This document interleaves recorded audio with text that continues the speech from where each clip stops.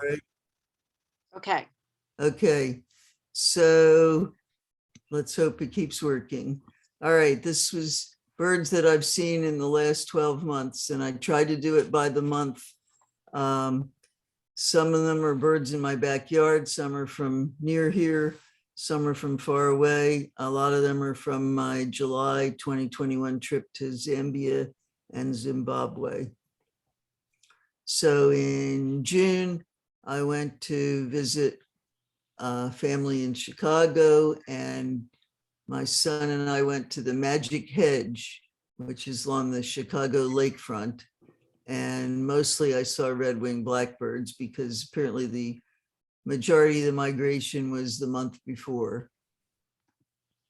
And then later that trip, we went to Columbus Park, which is kind of on the western edge of Chicago. And this big bird flew over that looked like a tern, but I'd never seen a tern that big. And it's a big tern. It's a Caspian tern. And then there were also cormorants and geese and this black-crowned night herring all in Columbus Park. Folks, you're right. Okay. If you're not speaking, could you please mute yourself? Then in July, I went to Zambia and Zimbabwe, which was no easy feat getting there. But we made it. It took about 3 days to get to our destination, our first destination. And we saw, the first place we went was South Luangwa National Park, which has a lot of little pools and ponds left over from this area floods for half the year. So, and then the river recedes and it leaves water. So there were a lot of water birds. These yellow-billed storks always look like they're looking at you. One of the sites in this park is the stork colony. So these, again, mostly yellow-billed storks. The juveniles are almost as big or as big as the adults, and they follow them around and wait for food. And they perch high up in the trees and some on the ground. These are saddle-billed storks, again, in a wet area. Along the river, I thought this was an interesting scene because this crocodile had its mouth open. We were wondering if these birds cared that there was a crocodile nearby. On the left is an African spoonbill, that white bird there. In the back is a yellow-billed stork, and those are Egyptian geese in the front. And crocodiles keep their mouth open to cool off, so it doesn't really mean he's hungry. Moving on to another one of these kind of muddy ponds. These are more African spoonbills and a sacred ibis. And they kind of hang around the hippo because the hippo stirs up the food. And some of these birds also hitch rides. And in the lower left, you can see a hammerkop on the back of the hippo. Later on in the trip, there was a cattle egret on this hippo here. And that other bird there is a Goliath heron. I thought these were the prettiest birds we saw, the bee eaters, and they're little. This is actually the smallest of the bee eaters, and we saw a lot of them. And they tend to perch so you can get their pictures. And then if they fly away, they sometimes come back to the same perch. So you just have to wait for them. This is the white-fronted bee eater, which doesn't have much white on it, but a little bit. And this is the southern carmine bee eater. You can see where it gets its name. And these were the 3 bee eaters that we saw in this area. These are the African harrier hawk, which has interesting in the top middle picture there, you can see his kind of striped upper leg. And at first we thought it was some animal, but it was actually his leg. And they hunt for things in cavities in the ground and cavities in trees. These game drives in the afternoon, we would start out around 3:30 or 4, and it gets dark around 6:30. So we didn't come back until 7:30 or 8. So we saw some animals in the dark, and we saw this giant eagle owl, which has pink eyelids. Very striking. We saw a lot of other raptors too. The one we saw mostly along lakes and rivers is the African fish eagle, because he's going after fish. And I guess this would be the African equivalent of our bald eagle. They tend to perch up in trees, and in the bottom there, in the middle, is a nest, and that little white speck, I think, is a baby. We saw some hornbills, not in some countries, the yellow-billed hornbills are much more common, and they're a little bit bigger than the red-billed hornbill, but the big ones are the southern ground hornbills, and they kind of follow each other around and are very noisy. They go, So if I do make another presentation, I have a video. There were also several species of kingfishers. This is the pied kingfisher, which was the biggest one we saw. There are bigger kingfishers, and they kind of hover like helicopters up in the air, and then they dive down, and they like to perch. So again, fairly easy to photograph.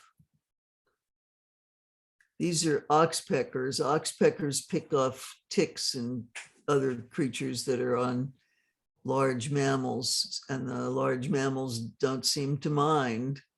And so here you see oxpeckers on a Cape buffalo and oxpeckers on a hippo, but not on the baby. I guess the baby doesn't have ticks. This was a couple of the duck species that we saw. The bigger ones are the knob-billed ducks, and then the other ones are the white-faced whistling ducks. And we scared them when we came around a bend. They flew off, and then they came back. I thought this was interesting that we saw all these birds in the same place at the same time. The last day we were there, we went on a boat ride on the Zambezi River, and you can see a giant egret and a black heron, a squacco heron, a yellow-billed stork, and a saddle-billed stork. And then I finished up with this unusual looking bird that I've only seen once or twice before in Africa. And oddly, I saw one in Israel on a lawn. They're like city birds at times. And some people think there's one species that migrates, and others say, no, there's an African hoopoe and a Eurasian hoopoe. And this bird, oddly enough, was voted the national bird of Israel. Some 60,000 people voted for it, even though it's not kosher. So I guess it's been in that area a long time. And then moving on, this is September. I went on a canyons of the American Southwest trip to Bryce Canyon, and in the parking lot there were Steller's jays. Then we went to Zion National Park, and there were western bluebirds. At the Lower Emerald Pool at Zion, there was an American dipper, and next to the parking lot there were these wild turkeys. There were actually 3 of them, but these 2 posed. Leaving the north rim of the Grand Canyon, we spotted this California condor up in this dead tree. There was actually, I think, a dead cow nearby that attracted him. Okay, closer to home, December, this is Conowingo Dam. And there were a couple of bald eagles up in the tree. And actually, we saw this great blue heron dive in, come out with this huge fish. And then you can see his neck afterwards is kind of swollen where he's trying to swallow the fish. I just threw this in because it was the only picture I had of birds in January. So these are Canada geese at Longwood. And this is my bird feeder, or near my bird feeder, a cardinal and a house finch. Now, interestingly, I was just in Chicago, and there, well, in Oak Park, actually, where my son lives, and there was a house finch nesting in their hanging plant by their front door, and the male was standing guard, and their house finches are not as stripy as our house finches. You know, they're more solid colored. Okay, March, I went to Middle Creek Wildlife Management Area to see the snow geese. And I think this was kind of the tail end. They left the next week. But the day we went, there were supposed to be 100,000 snow geese. And you can see here juveniles that are kind of gray. And there are blue morphs that are dark with a white head. And there's a juvenile blue morph that's dark all over. Then the snow geese flew off to this field, and the lake was practically empty. It still had a few thousand swans and Canada geese. And across the street, there were hooded mergansers on a pond. And then the snow geese flew back, and we left.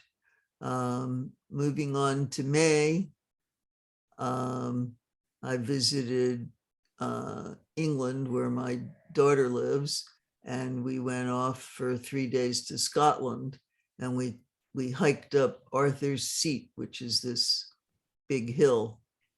And if you look closely on the top of the left-hand peak, there are people up there. Anyway, so these are birds that we don't see here. So I threw in their pictures. The one on the left is a jackdaw, and the one on the right is a magpie. And these are both members of the crow family. And you can see the yellow flowers are common gorse, which has prickles. Then we went to the Edinburgh Zoo, and this bird was not in the zoo, it was just visiting. And we went to watch the tiger, and this bird flew over to watch us. So this is a robin, but it doesn't look a lot like our robin other than the red breast. It's a European robin. It's also called an English robin, a robinet. It may have some other names. And then last month, I went to a conference in Rehoboth Beach. So one day, a friend of mine and I took a break and went to Prime Hook and saw this red-bellied woodpecker building a nest. We also saw a lot of red-winged blackbirds and a bald eagle. Okay, now this is this bird that I've called a blue-gray gnatcatcher because it looks like a gnatcatcher, but it acts like a wren. So I have pictures, these pictures. So if anybody thinks it's a wren, let me know. But when we first saw it, I thought it was a tufted titmouse without a tuft. So, and these pictures are actually from last May, but the bird was back this May, but I didn't get his picture this time, but same bird. So, if you want to unmute people, maybe somebody has comments on what this bird is, and this is my last slide. Yeah, people can unmute themselves. You got a house wren there, Shirley. Well, why isn't it brown? Well, it's a grayish brown. It was pretty gray. Well, it's a house wren. What can I say? You know, birds vary in their intensity of color and whatnot from one individual to another, just like All right. people. Well, I'll accept that because it certainly acted like a wren. It's doing what house wrens do, which is building a Yes, stick Harry nest. sticks around and build houses. And it's got a stripy tail. He does have a stripy tail. And a blue-gray gnatcatcher would not build a nest in a box. Right. Oh, okay, so it's a wren. Yep. All right, it's a gray wren. Maybe it's very old, turned gray. All right. Am I still sharing? Yes. How about now? So let me try now whether I can share. And I'm gonna go here to this. Here. Now my mouse is working again, oddly. Do you see my PowerPoint presentation? Yes. Yes. Okay, let me try to put that in slideshow mode. All right. Yes. And then if I go, okay. So Barry, you're up. You can tell me to go ahead or I'll try to sense it from your comments and we'll start going. Okay, I think I'm unmuted. Can you hear me? Yes, we can. Okay, so before I get right into the pictures, just a little background. I've chosen some photos from the end of March of last year through mid-April of this year. It's a combination of rarities, Chester County birds, and various trips to Vermont, Maine, California, Arizona, and Hawaii. So we'll start off with this different view of a common loon, which is up at Marsh Creek. That is back to us and was flapping its wings. And we can move on. That in April, there was a Scott's Oriole. This was April of 21. There was a Scott's Oriole that had been coming to an Amish farm for a while before word got out to birders. And this is the first of a couple of pictures of this Oriole, which is down from the southwest. So, and this was a palm warbler at Marsh Creek in April of 21. He posed nicely for me. And then I was down at Cheslin, still in April, and had swamp sparrow.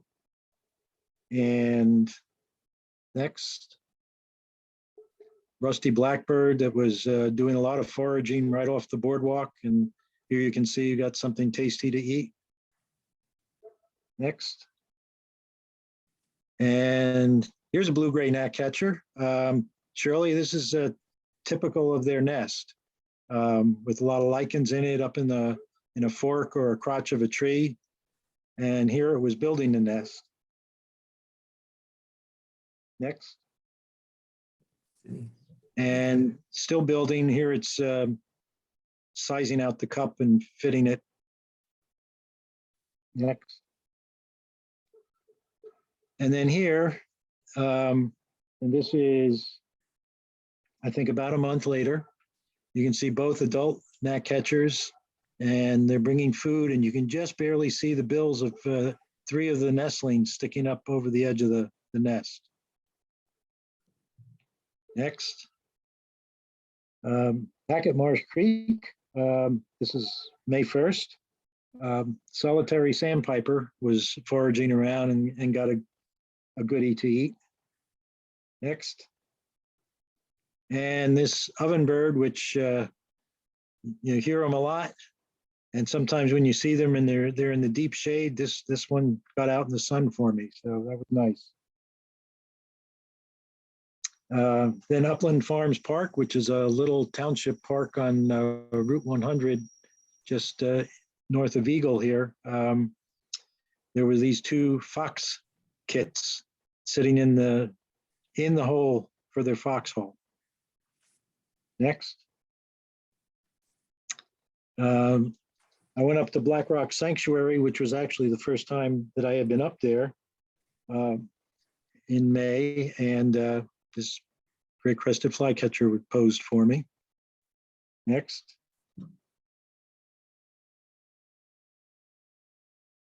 Back down at Cheslin again. This is getting later into the month of May.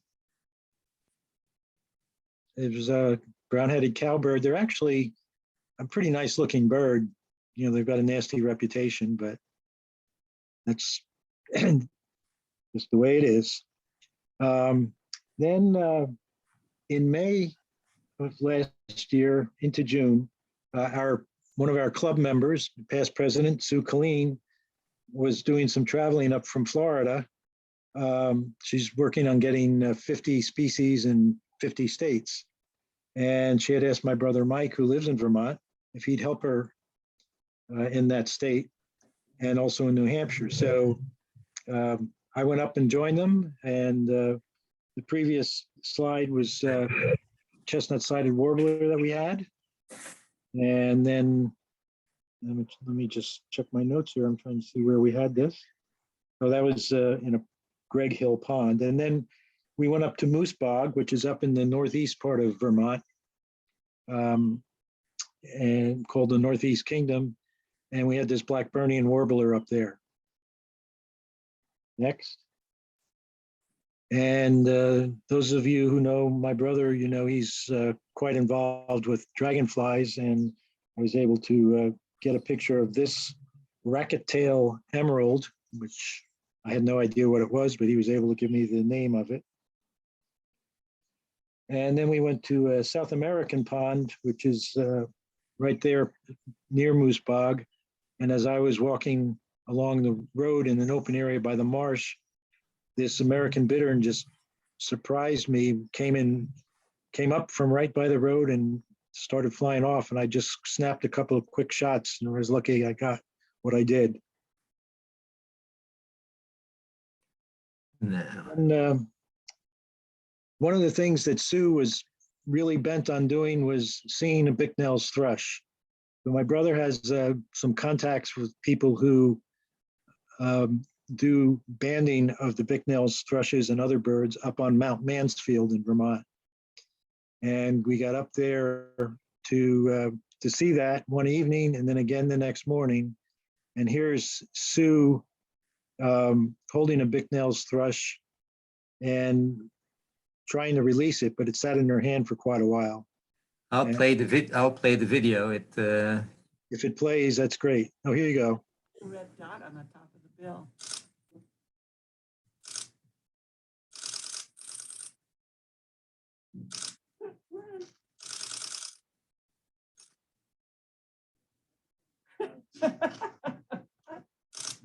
Getting ready. Mike, are you videoing this? I'm just practicing. But yeah. There. So Sue was positively thrilled that she not only got to see her Bicknell's thrush, but to hold one. Earlier, when I was talking about sightings, I mentioned Beaver Dam Road. Here's one of the adult red-headed woodpeckers coming out of the nest hole up there last year. This was back in June. And then in July, this was a young bird sticking its head out of the nest hole.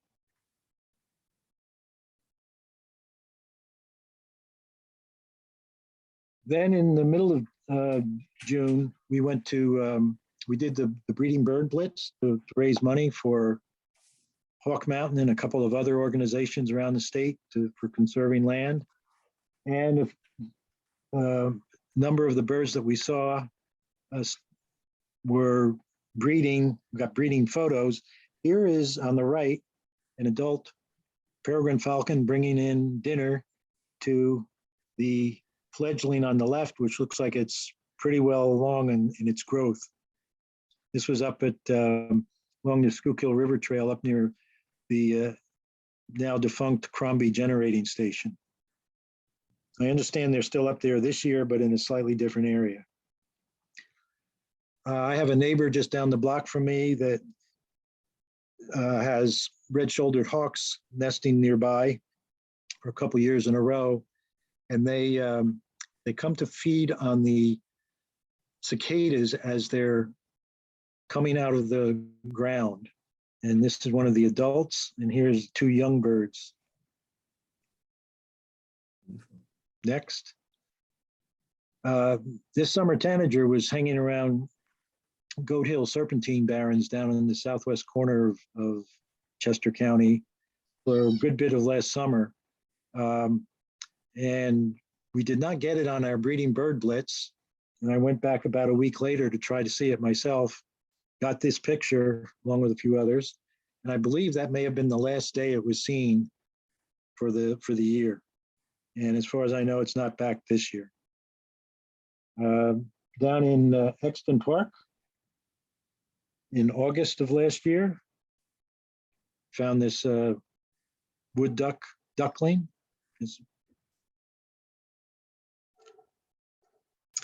And then in October was the club trip to Cape May. And here was a blue-winged teal on one of the ponds at Cape May Point, showing off his blue feathers for his namesake.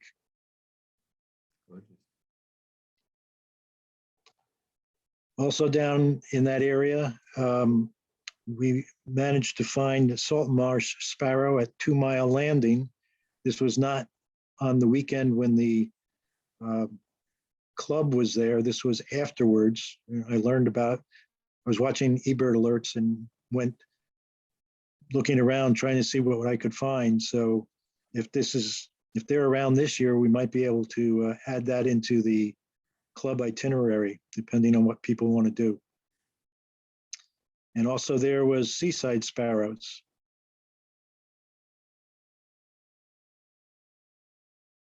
And this merlin, who was feeding on a dragonfly. And it was interesting, I was at Dennis Creek 2 days in a row, one evening and then the next morning, and there was a merlin on this perch both times. But when I looked at the pictures I had, they were different birds. Then in October, I was out in California visiting my daughter and her family. And I took a few days to go a good bit north and go up to Pinnacles National Park to see condors, which I had never managed to connect with. And here's one of the birds that I saw. And here's another shot. In January of this year, Snowy Owl was out in Lancaster County for probably a few weeks. And I was able to get out there to see that and get my 4-year-old granddaughter to see it. Keeps seeing pictures of snowy owls on my computer and whatnot. And she was very excited to see one in person. Then in January, in late January of this year, my brother Mike and I did a chase trip into Maine for this Steller sea eagle. Now this bird was the first ever recorded of its species in the lower 48 states. And because of an interesting mark on one of its feathers, they've been able to determine that this bird was initially sighted in August of 2020 in interior Alaska. It's rare to be on the coast of Alaska, even rarer to be on the interior. Then in early March of 2021, it was seen north of Corpus Christi in Texas. Then in July and August of 2021, it was up in Quebec. In November, it was in Nova Scotia. In late December, it was in Massachusetts for 2 days. And then in the end of December and early March in Maine, sporadically. It resurfaced again in Nova Scotia in April and was last reported late in April up in Newfoundland. And Luke is cycling through the pictures here, but you can see that the other birds in the area were not happy with it. This is a herring gull that's harassing it. Now this bird is bigger than a bald eagle and it's got a massive bill, as you can see. And here's crows harassing it. The eagle sat in the top of this tree for at least an hour and a half. And we were quite a distance, way back on the road. And there must have been, a good 75 people standing there watching it. And everybody was very good about not getting close to the bird and going on private property or anything like that. Then in earlier this year, I was down in Hawaii on 3 different islands. Again, my brother was with me, and our wives were doing some sightseeing as well. And one of the things I wanted to see was a Laysan albatross. And we went driving towards the cliffs where they've been seen into this neighborhood, trying to get access to the cliffs. Turns out we didn't need to worry about that because here was an adult with a nice little fuzzy fledgling on a nest in the grass in the middle of the lawn of a cul-de-sac. And when we started looking around, we realized there were other nests in the various parts of this neighborhood. Now you have to realize that bird is about the size of a turkey, so it's a big bird.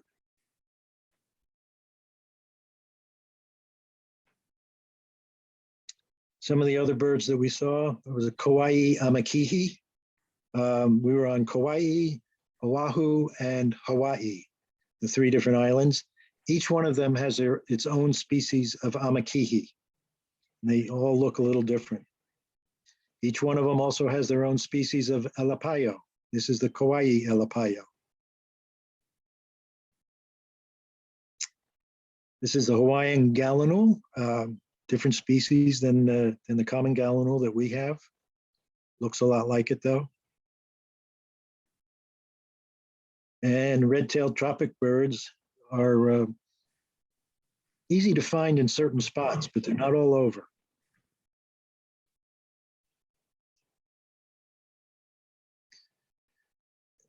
One of the things my brother wanted to get was a bristle-thighed curlew.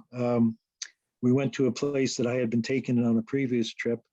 It was a little cemetery up above the ocean, and we did see the curlews hanging around there. In this case, you can see he's just found a tasty morsel to eat. Next. And then one of them came and landed on top of a tombstone about 15 feet in front of me, and I was able to get this headshot of it. Next. We also were able to see, at that time of year, humpback whales off the coast. Here's one. You can see the mist coming out of the blowhole. And then after getting what air it needs, it starts to dive and, of course, flips its tail. And all of that, the whales were seen from land. My understanding from what I read was that at that time of year in the winter, there's about 10,000 humpback whales seen in the Hawaiian waters, or not necessarily seen, but around the waters. Another bird that we went looking for was the eevee. And we went up to this Hakalau Forest National Wildlife Refuge, which you can only get into via tours. So we went on a day tour, and it was quite an experience. Just these eevees were all over the place at times. It was amazing. Another bird that we were able to see with this Hawaii akepa.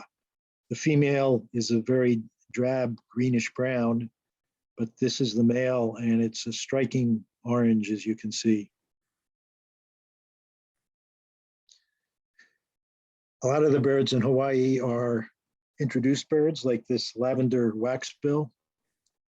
Still a very pretty bird, but really not native. And then in April of this year, there was a cinnamon teal reported up in Penn State on the campus, really. And it hung around for a while. So I said to myself, if it's still there for a couple more days, I'm going to go up and go for it. So I made the 3-hour drive up and saw the bird and came back and all in the afternoon and evening. It says cinnamon teal, X blue-winged teal, but it's not a hybrid. It's Oh. just hanging around with the blue-winged teals. My mistake, sorry. It's okay. And I guess the reason why I made a mistake is I saw a blue-winged teal, cinnamon teal hybrid this February in Florida. So I thought it was the same mix. Yeah, well, you're right. I mean, they are closely related, and they do hybridize. They do hybridize, right? And then in April again of this year, I was up at the Great Marsh, and there is an eagle's nest that you can see if you know exactly where to go. It's not on the property of Jim Moore, who's part of the Great Marsh that we go to on the walks. It's on the adjacent property. But here you can see one of the fledglings on the nest, and just look at the size of that nest. And I'll close with this silhouette of a brown thrasher that posed nicely for me one early morning at the marsh. Okay. Thank you, Perry. I will comment and show some pictures that I took during some day trips just from home throughout 2021, and was also able to take a couple of trips. First, after COVID, made it for the first time to McGee Marsh. And then our first trip in a plane since COVID was to Texas, to the Rio Grande. And then we finally took a dip internationally. And in January of this year, went to Costa Rica. And then also spent some time on the Florida Gulf Coast. So I have about 10 pictures of each of these locations. This was in Cape Henlopen in Delaware in January of last year. It was a Tanzan solitaire that hung around there for a while. And so we went to see it and found it. Also in Cape May in late winter, there were still some evening grosbeaks around, and saw that actually on a trip with DVOC, which I'm also a member of. Close to home in Ridley Creek State Park was a yellow-breasted chat for quite a while, and very vocal, and was able to get some good shots. This was in Hines. I think it was about this time of the year, and I found it quite jarring to see this yellow warbler having to feed the brown-headed catbird chick.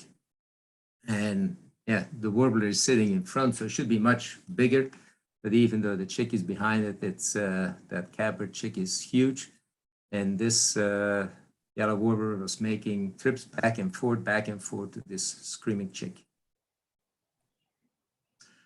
In the middle of the summer last year, there was this bird, which at first glance looks like a great egret, but it's a great blue heron, but a white morph, and it hung around the Manayunk Canal for a couple of weeks. It's clear from the bill and the legs that it's a great blue heron. Another oddity in Hines was a scaly-breasted munya. There was a pair of them that hung around for a while, and they actually started building nests. And then the management took the nest away, and they continued to build.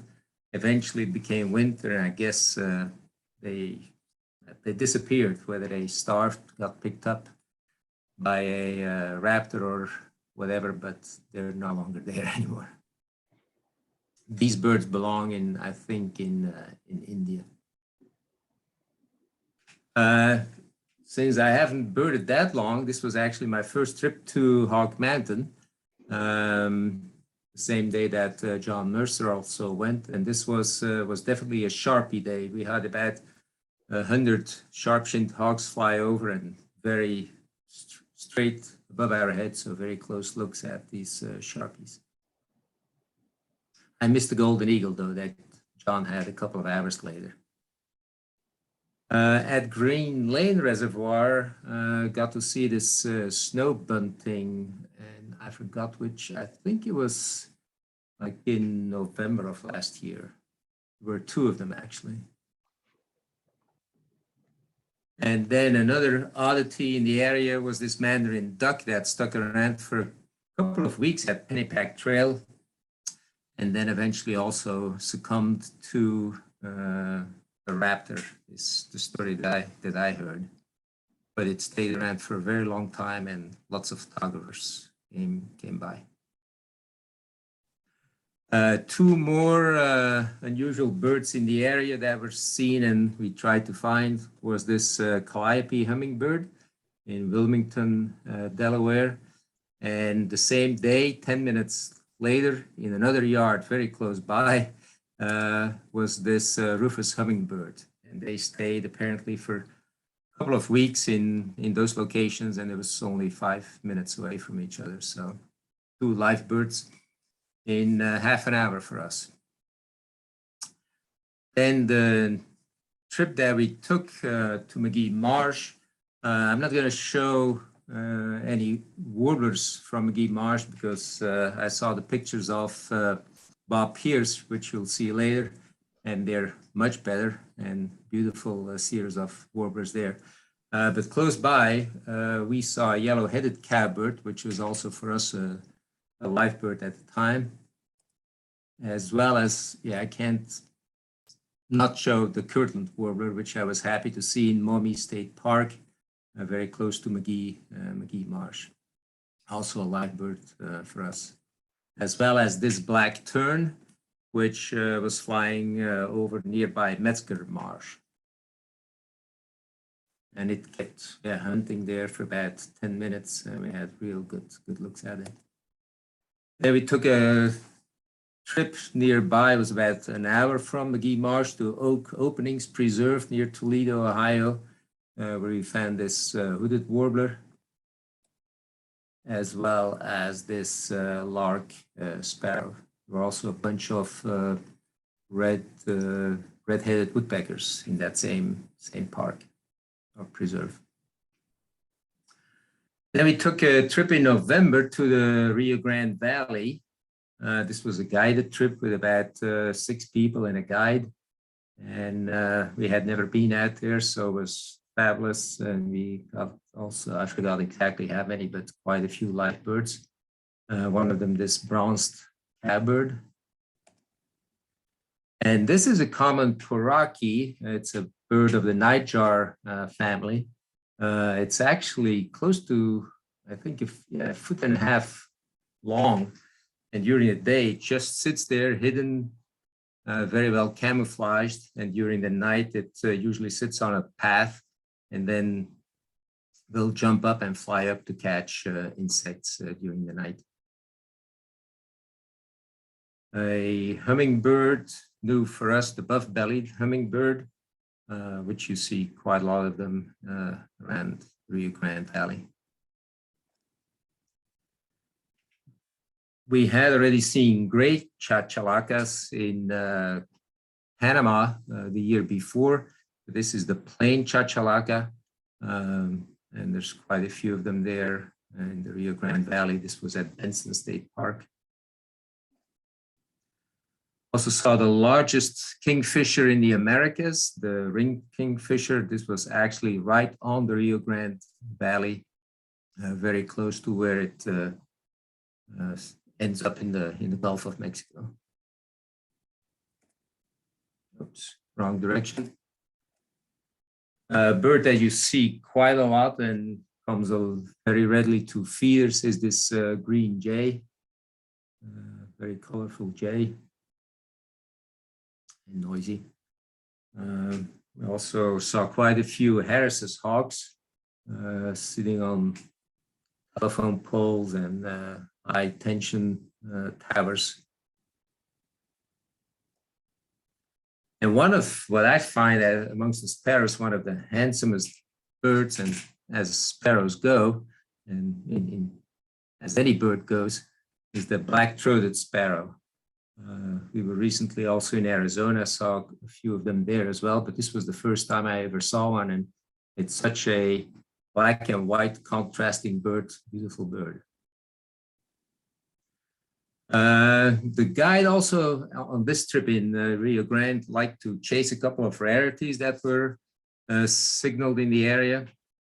One of them was this fork-tailed flycatcher, and a couple of days later, we also saw this social flycatcher, which is a very common bird in the neotropics, but this was only the 4th or 5th sighting in the US. So we were lucky to be there when that bird was seen in the US. One of the most spectacular hawks that I've ever seen is this white-tailed hawk flying over the fields there. So that was it for Texas. Now we move on to Costa Rica. That was in January of this year, where we saw 117 new birds, but I'm only going to show you 10 of them. This is a spot-breasted oriole in Ensenada, which is on the Pacific coast of Costa Rica. These birds now also have started to appear in Florida. There are some of them in Miami and south of Miami. The double-striped Pickney is it looks like almost like a tall standing plover. It's about 19 inches long, and it lives in open grassland. It hunts mostly during the evening from dusk to dawn at night, and during the day it just stands or sits in the grass. It's 19 inches tall. On the same location, we also found this ferruginous pygmy owl, which is a very tiny owl, less than 7 inches. And this one is active day and night. This is a motmot, a turquoise-browed motmot. There are 6 different motmots in Costa Rica. We saw all 6 of them, and I found this the most spectacular. They have this typical ragged tail that moves back and forth like a pendulum. This bird is about 13 inches long. One of the smallest birds on the trip are the hummingbirds. We saw quite a few different ones, but the rufous-tailed hummingbird is very gregarious. You can get pretty close to them, but they're very feisty as well, and will be aggressive towards other hummingbirds and even towards larger birds around. You see them in all the gardens. A very weird looking bird is this great potu, and it's similar to the nightjars, but it's a different family than our nightjars, and they roost and hunt in a vertical position, not in a horizontal position. This bird is 20 inches tall, so it's a pretty big bird. Another one of the rarer birds is the sun grebe. This is not a grebe. It does not dive, and it's a bird. There are only 3 birds in the world in that family. One in the New World, one in Africa, and one in Asia. And this bird is about 20 inches long from bill to tail. And one of the smallest birds that we saw is actually the smallest woodpecker in the Americas, the olivaceous picolet. This was in Caño Negro, which is very close to the Nicaraguan border, where we also saw the jabiru, which was the tallest bird we saw on the trip. It's a stork, and it's about 52 inches tall. So it's a huge stork, much larger than our wood storks, and nests in massive trees and with big nests. And I think this is the last picture of Costa Rica. the crested owl in the rainforest in Sarapiquí. And this owl is 16 inches, so I guess it's about the size of a barred owl, maybe a bit smaller. Oh no, some more. Yellow-throated toucan in Arenal. It used to be called the black mandibled toucan or brown mandibled. Now it's been renamed to yellow-throated fruit eaters, as you can see. The sun bittern is a bird of fast-moving streams. This is about 18 inches, so a foot and a half tall, but it's not related. It's the only bird in its family. It's not related to bitterns or herons. And the final bird of the trip is this bird of the finch family, golden brand Chlorophonia. One of the, I guess, probably the most colorful bird of the whole trip, and it was the bird we saw on the last day. So nice way to end that trip. And then we go every year for a couple of weeks to Florida in February, March to get away from the snow here, and we're able to see our first snail kites. This is at Harns Marsh, not that far from Fort Myers. Female and a male. There were about 8 snail kites in that marsh on the same day. Also coming over the same marsh, one of my favorite birds of Florida, and it's great to see them come back around the end of February, beginning of March, the swallow-tailed kites. We've all seen double-crested cormorants, but it was actually the first time I really noticed the crests, which apparently are not there all year long, but you can notice them on the males quite well during the breeding season. This is at Circle B Barb Preserve, about an hour and a half from the Gulf Coast, more in the center of Florida. This is a weird bird, a house crow, belongs in India as well, and probably hitched a hike on a boat or something to make it to Nokomis, and it's been appearing in that area. It's right at the Gulf for the last 5 years. We obviously go every time to Celery Fields, which is near Sarasota, and we're lucky this year with Wilson snipe that really showed beautifully and for quite a long time, as well as this least bittern. It's been my nemesis to see a least bittern for the last 3 years now, or since we've been birding. And this female hunted for about 15 minutes right in front of us off one of the boardwalks at Celery Fields. This was actually in our backyard of the house that we rent. And this bald eel had picked up a fish and was trying to get airborne from the grass. It took him a while before we got going. So this was a very appropriate picture for a cattle egret. And we also always take a trip to Fort Desoto, which is just south of St. Petersburg, where it's fabulous for waders. So to see all these different birds just in one shot, it's early in the morning. It's a great location. And this is the reddish egret, one of my favorite birds in North America. Also managed to see a short-tailed hawk, and this is the dark morph. There's also a lighter morph. And that's it for me.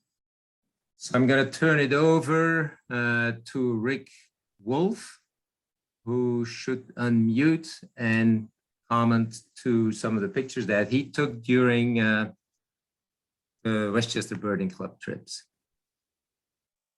Rick, are you there? Yes. This year, I only put together a few pictures. It's going to be a short presentation. And I just wanted to do Westchester Bird Club trips. Next year, I'm going to expand my program because I have a lot of digitals all over Chester County. I might put together a Chester County program. Sally and I do a lot of the lakes. Want to thank Luke for putting this together. And it was nice seeing and hearing from Bob Pierce. I hope you're doing well, Bob. This is a Merlin, and I took it at Bombay Hook. Next. Again, it's great snowy egrets. Again, it's Bombay Hook. Bombay Hook was the green-winged teal. I was looking for a Eurasian teal, which I had a few years ago in Phoenixville area. And Bombay Hook again with a northern female pintail. I think it's a beautiful duck, the female pintail. You know, I give her a lot of credit.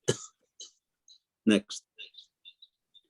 And in the light, I think a mallard, we dismiss mallards, but in the perfect light, I think it's really a gorgeous bird.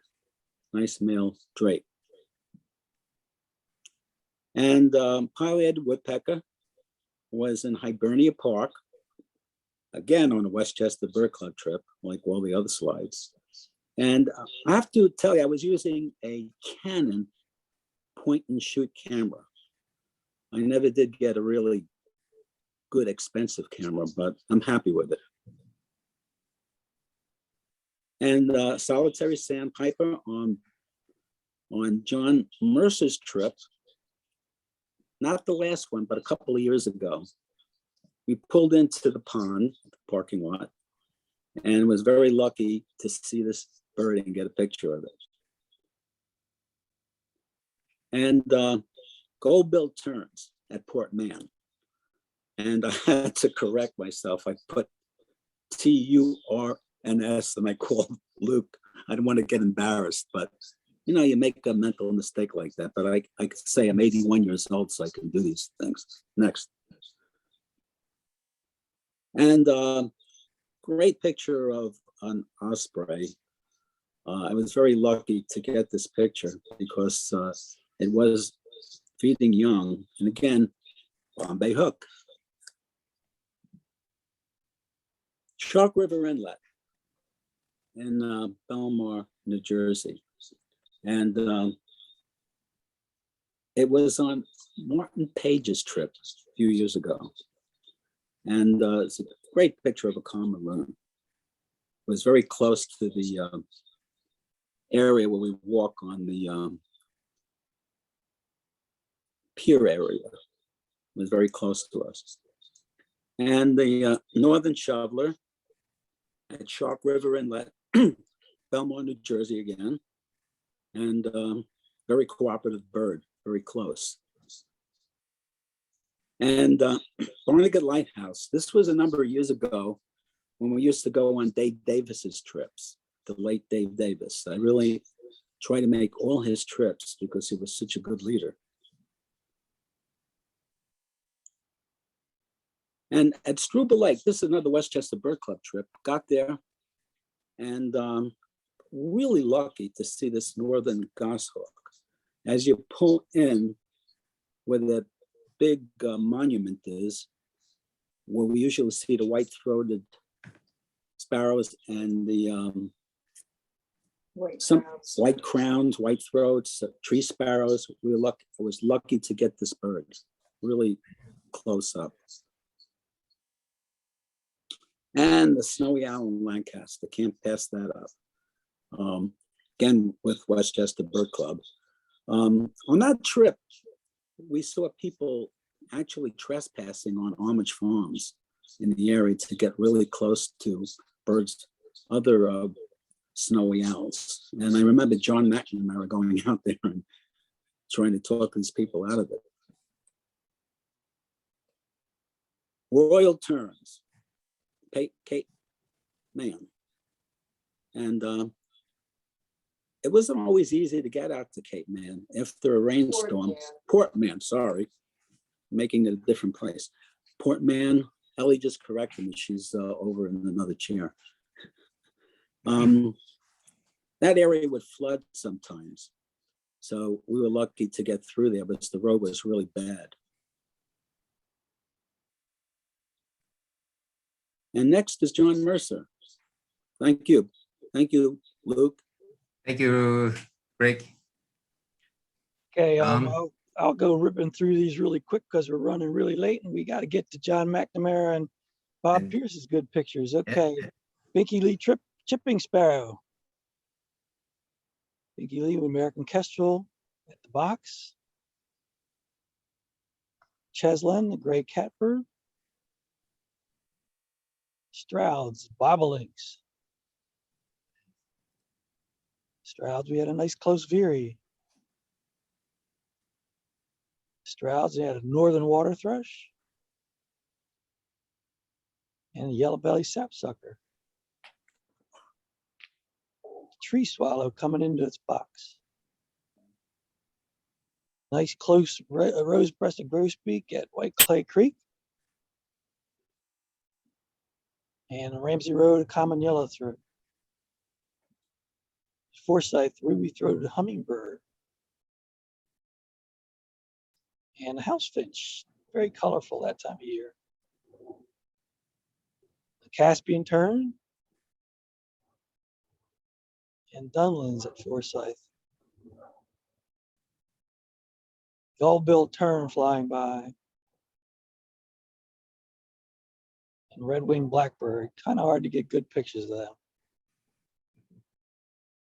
Strauss, another trip of Strauss, eastern bluebird with food. And eastern kingbird at Bucktoe. Knock-a-hawking trip, we had cedar waxwings. And the Bombay hook, the pectoral sandpiper, which was a life bird for me. Lesser yellow legs flew by. And we had snow egrets at Bombay hook. Forster's tern in winter plumage. And the roseate spoonbills far off, crummy picture. Glossy ibis fly by. And wood duck, female. And nice close turkey vulture. They're so ugly, they're beautiful. At the Bombay hook, great blackback gulls. And Willisbrook, we had a brown thrasher. We had the Great Marsh, had a Cooper's hawk fly by. And in Brittany Commons, which we no longer can do because Sabrina passed away, nice white-eyed vireo.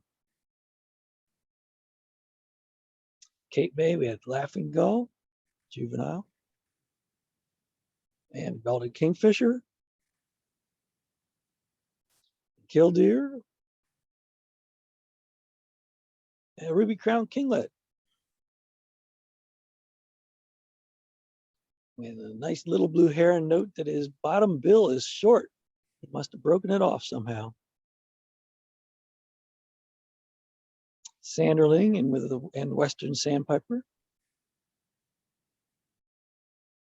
Ring-billed gull, juvenile. And lesser blackback gull with the yellow legs. Laughing gull. And herring gull, good trip for gulls. An osprey with fish.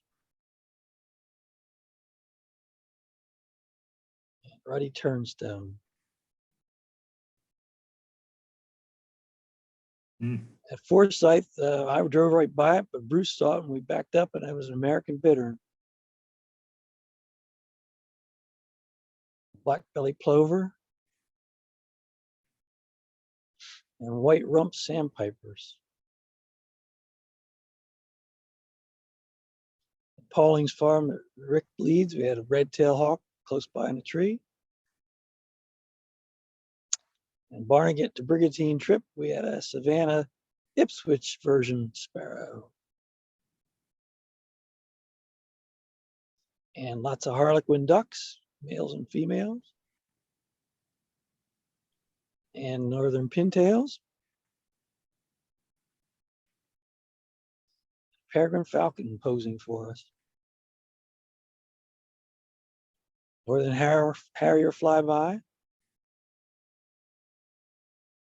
And it's Shark River, American widgeon. And bunches of ruddy ducks. Common loon nice and close. Bombay hook now in the spring is great blue heron. Springton Manor trip, we had a nice look at an eastern towhee.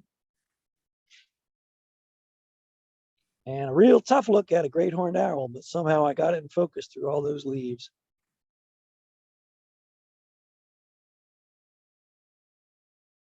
Thank you, John, for a quick tour of Westchester birding trips.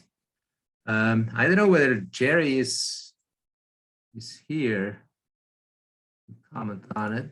Yeah, Luke, he's not. He's It's not not. Okay, let's go then quickly through these pictures that he sent in. And he sent them in at real low resolution, so they're a bit grainy, but I called it birds in flight because that seems to be the common theme throughout the next 12 pictures or so. It's common either somewhere up in Massachusetts. American oyster catchers, making more oyster catchers in Willow Crest, New Jersey. This must have been in Ocean City, Donna, that you were talking about at the beginning of the meeting. White-eyed is there as well. And on a Cape May whale watcher trip, he was able to take this picture of a close by northern gannet. That was Jerry's contribution. And now we go to Bob Pierce. It's great to see you, Bob. And I call this Warblers Galore at McGee Marsh, and I should have added from warblers from A to Z. That's that's the order in which you provided them to me. Here you go. Okay, well, thank you for once again for putting this together, Luke. And I'll tell you next each time I want you to turn it. But just as a little background, once again, I want to thank everybody who's made contact with me over the last 4.5 months. It's nice to hear from you folks, and I've been doing really well. I guess it was about mid-April that I started picking up my cameras again and going out into the field. I have two birder friends from Ohio who said, well, why don't we go to McGee Marsh this year? I had been there a few years ago. And I said, sure, I'd like to go. And for me, it's only a 2.5-hour drive from where I am in Michigan, so it's not bad. So I went twice. I went on May the 1st and 2nd, and then I went 10 days later on May the 11th and 12th. Some of you may not be aware that, but Donna probably is, Donna Kipborn, because she was there recently, that in August of 2021, there was a huge sheer windstorm that came through McGee Marsh. And it either leveled or tore down 70% of the large trees, wiped out much of the boardwalk, for those who are familiar with the boardwalk. So a lot of the birds that usually were really high were down low this year. And if you remember John Wonderly's presentation from a few meetings ago, you know, as the habitat changed, it affects the numbers of birds and where they feed. So I saw some of these warblers down low where I'd always get warbler neck trying to get them before. Anyway, my computer set this up so that it would be A to Z, I guess, in good English teacher fashion.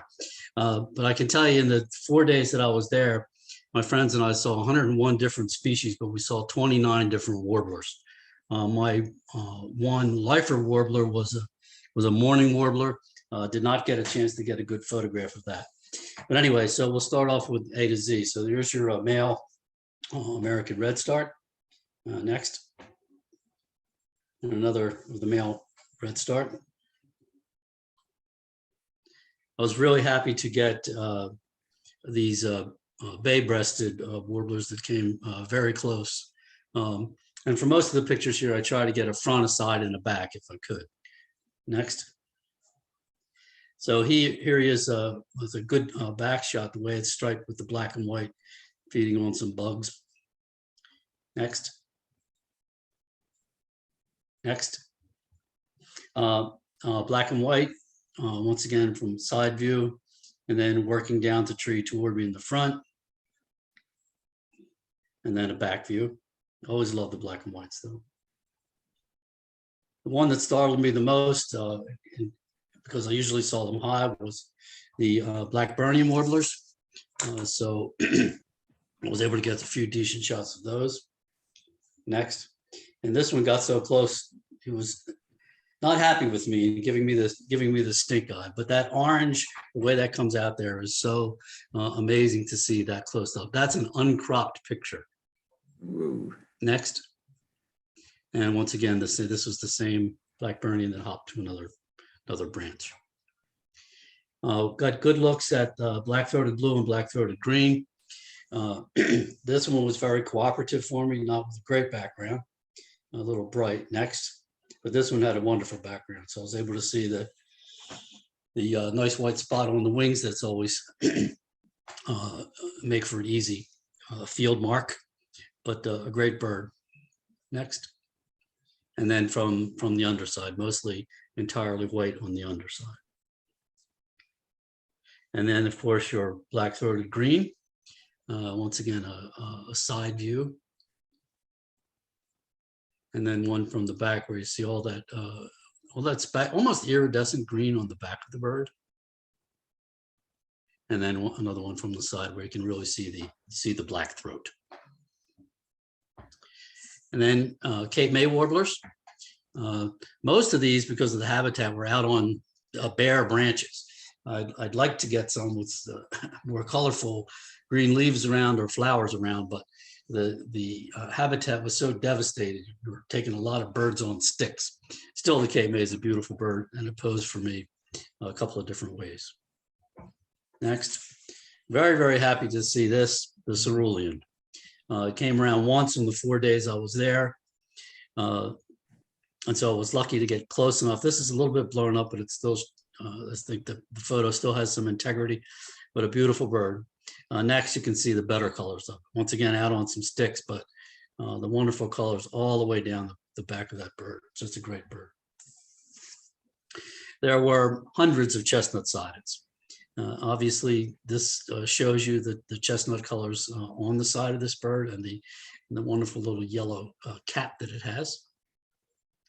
And a front view, didn't realize just how white they were underneath, but you see a good shot of the yellow cap. Next, and then once again, just the back. But a beautiful bird, and they were, I must say, abundant that day. A bird that wasn't abundant, we only saw one of, was the Kentucky warbler. It was way down in the muck, very, very hard to see. Had to put the camera on manual, and I just kept shooting to try to get any image. I never got a full image of the bird, but you can see how beautiful it is. Next, almost a full side view. And then another front view of the Kentucky. The prize bird, of course, was the Kirtland's warbler. We saw it twice, once on the first trip on the second day, and once on the second trip on the very first day. But it was low, and then it actually foraged on the ground. You can see here it's down in the muck, looking over the boardwalk down into the muck. But you can see the sort of bluish gray on its back. And then next photo, once again, you can see a portrait of the wonderful yellow in the front. So Kirtland's was a wonderful bird and a nice bird to see at McGee. Next, there were so many magnolia warblers too, that every time you turned around, was magnolia, it seemed. And as a photographer, you want to keep taking pictures, but I did it, and I got a couple of really good ones, and this is one of my favorite. You can see that wonderful necklace on the magnolia here. Nashville is not as pretty as some of these other birds, And they weren't as plentiful as I saw them there a few years ago. And they were kind of jittery, but I was able to get a couple shots. And then one way high in the tree looking for things.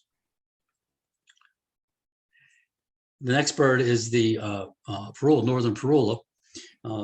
This one, there were any number of them there. Once again, they foraged closer to the ground than I've seen them before, and some of them actually on the ground looking for food.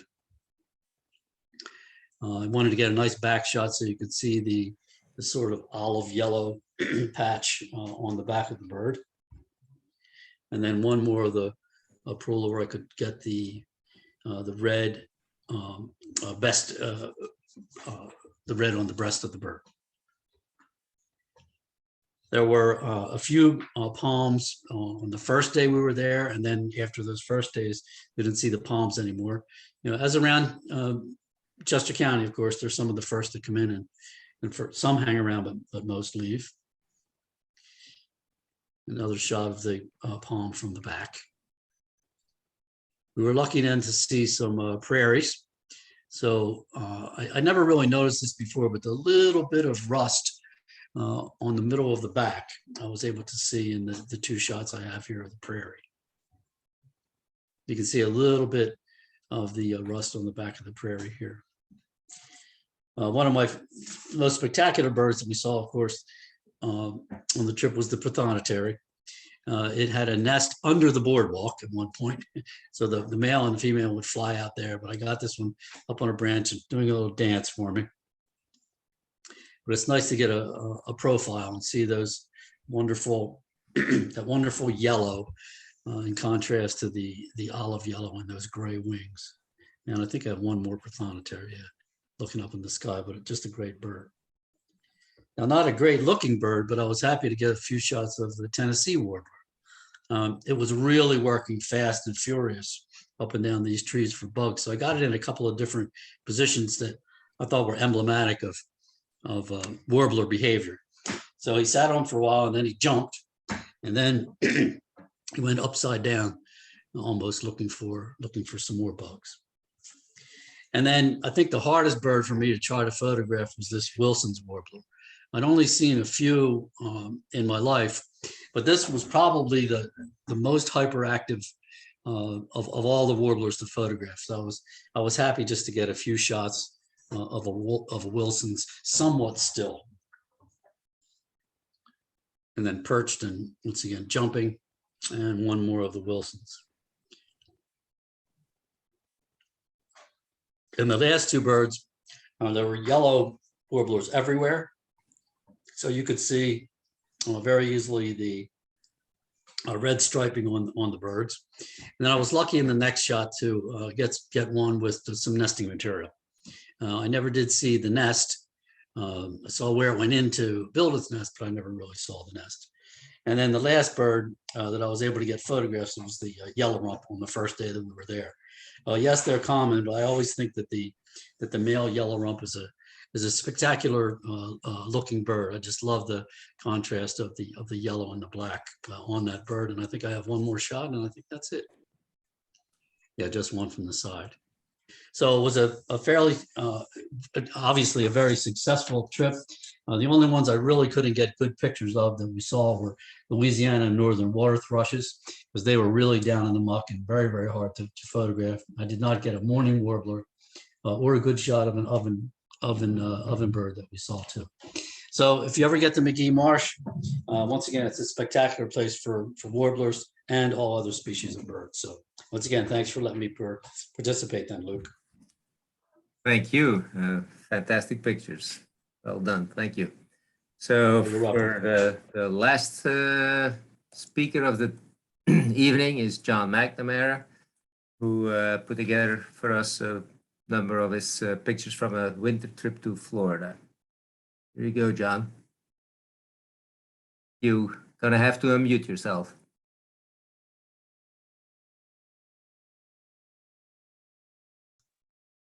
How's that? That's much better. Okay. All right. I was in Florida for 35 days this last winter, and I tried to cut it down to 35 pictures. Some of them, I've got a few sequences, so anyways, you'll have to bear with me. There's an alligator. If you're in Florida, you almost have to take a picture of an alligator. Here's a mom with a couple babies. Next. And here's the rest of them. I couldn't get them all in one shot. I wasn't using a zoom lens, and I only had a very narrow window. Anyway, so okay, next. Black belly whistling ducks. I was at Circle B Preserve, and there was probably 60, 70 black belly whistling ducks along this one waterway. And they're all kind of lounging out doing nothing. Then one took a bath, then another took a bath. Pretty soon they're all taking a bath all at the same time. And so I ended up taking a whole bunch of pictures, and well, this is probably one of my favorites of that whole sequence. Next. Pied-billed grebe, and with a little bit of duckweed on his head. Of course, he's not a duck, but it is duckweed. Anyways, I was able to get really close to them in a few spots and get some nice shots. Next. Purple gallinule. I was taking a boat ride, airboat ride at Lake Kissimmee, and this one here was the best I could do. We were kind of, it wasn't really target bird, and there was quite a few of them, but I really tried to get it. So this is from a moving airboat, handheld, so I was kind of pretty happy with that. Next. American bittern popped up and flew over at Viera Wetlands, and it actually was ready for it, and not expecting it, but I was able to really react in time and got a pretty nice flight shot.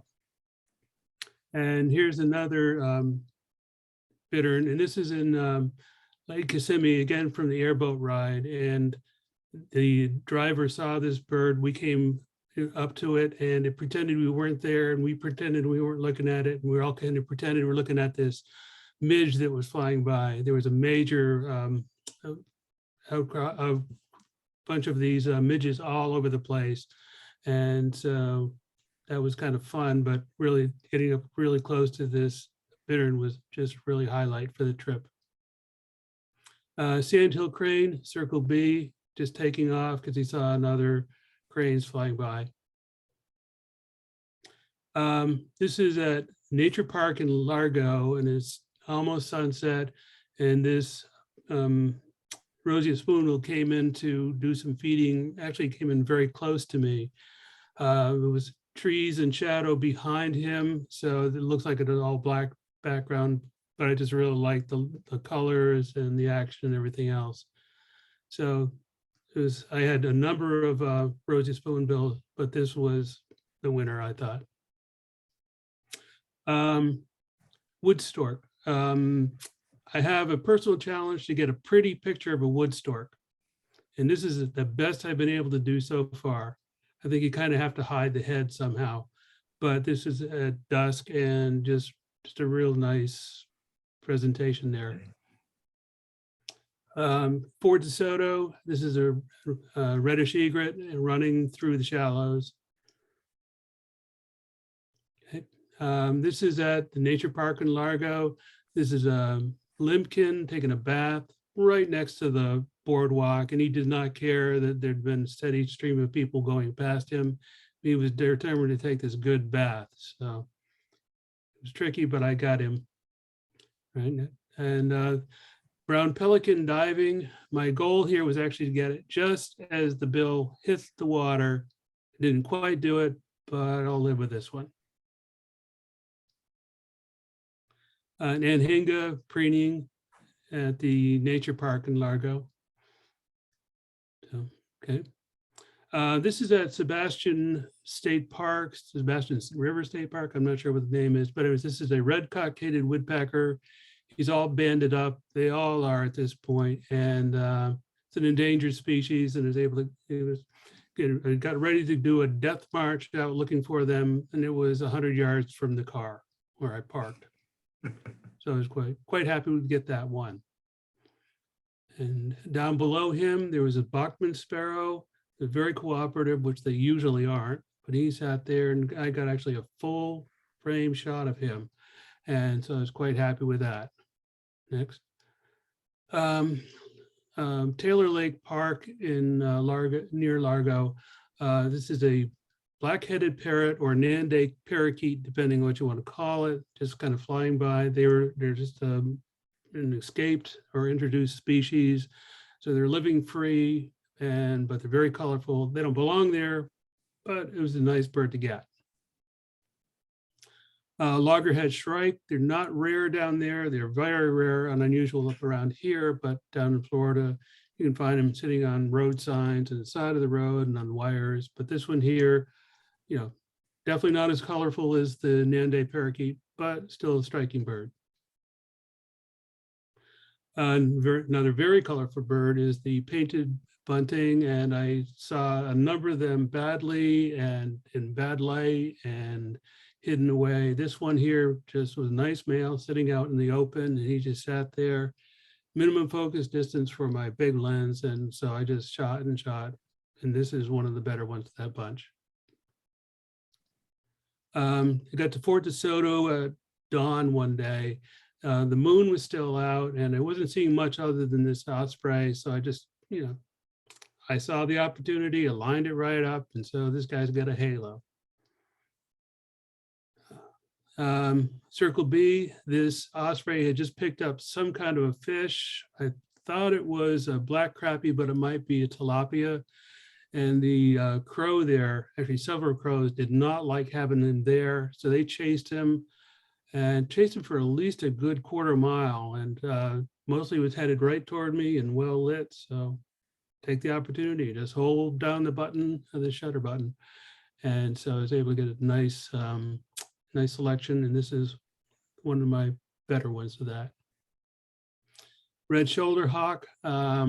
This one here is Florida subspecies. I noticed that I think it was Barry had one of a red shoulder hawk that had a very light colored head too, and I wonder whether some of the Florida birds have been scattering around or what. But this one here was just kind of going back and forth from one nesting area to another, trying to claim his territory. So anyways, it's a nice bird. From the Lake Kissimmee boat ride, this was the target bird. This is the snail kite male, and we were upwind and up sun from him, just kind of drifted down toward him. Finally, he did launch, but we were just kind of like at the mercy of the wind at that point. And this is a fairly heavy crop, but it shows that wicked red eye and that long hooked beak, which is evolved to pull out apple snails from their shells. Okay. Here's another snail kite. I think this is a female, might be an immature, but anyways, it's another snail kite just coming into land. This is at Viera Wetlands. So, okay, next. Back at the nature park in Largo, I heard an odd scream and looked up, and there's this short-tailed hawk, dark morph, flying by, and was taking pictures of him for a little while. Then he dove down, and next one, and he was attacking this other dark morph short tail. So I thought that was remarkable to get two of them together. So I was quite happy with that. I went back the next day, and I hoping to get more of those two dark morphs, but I got a light morph short tail hawk being driven away by an osprey. The short tail hawk had gotten too close to the osprey nest, so he had to be chased out. And next. When my drive over to Lake Kissimmee, I stopped at Lake Marion and had my only crested caracara out of the trip. And this one here is an immature. Still, he sat there for a little while, and it was just a nice bird and was one of my targets. So that was a nice one to get. And Fort DeSoto, this is a piping plover, and he was feeding and grabbing a bunch of worms and swallowing them down, but he never put down his other leg. I'm not sure whether he didn't have one, but sometimes he'll just like be reluctant to put the other leg down. So he's just hopping all around, and he seemed to be just doing fine. And I started calling him Pogo, and you can see he was just in a hop right there. But I did see this other piping plover attack a snowy plover, because apparently that mudflat wasn't big enough for the both of them. Next. And here's another snowy plover probing for worms, and he's not playing Narcissus. So, but it's just a nice low angle shot. Next. Wilson's plover attacking, chasing away another Wilson plover that got into his territory. So that guy had to go. Next. And here's another Wilson plover taking off, and I was down, belly crawling for this shot. And next. And here's a Wilson snipe with one of those midges in the background. And this is again from moving airboat where I took the shot. So I was quite happy to get that. And this one here, this little sequence, this semi-palm plover on the right was tugging and tugging on that one worm. This other plover comes along to help out. So pulled that out. And I thought he was going to be playing, he was going to reenacting the scene from Lady and the Tramp. And next, and so that's going to be pretty cool. And then all of a sudden, next, they decided to reenact a scene from the Three Stooges, where let go and smack the other one in the face. And that was fun. And next, back at Lake Kissimmee, at the end of the day, I was leaving the parking lot, and this scissor-tail flycatcher was right outside the parking lot. And then I looked up, followed him around. He went back into the parking lot area, and he was chasing this midge here. And then he launched off from this and chasing the midge. And then to finish up, just before he grabbed that bug, and he did grab the bug. So it was just a nice way to end that day and my sequence here. Thank you very much. Thank you to all the photographers for sending me the pictures, nice on time, so I had time to put them all together in this PowerPoint presentation. So I'll turn it over back to Shirley, I guess, to close the meeting. Thank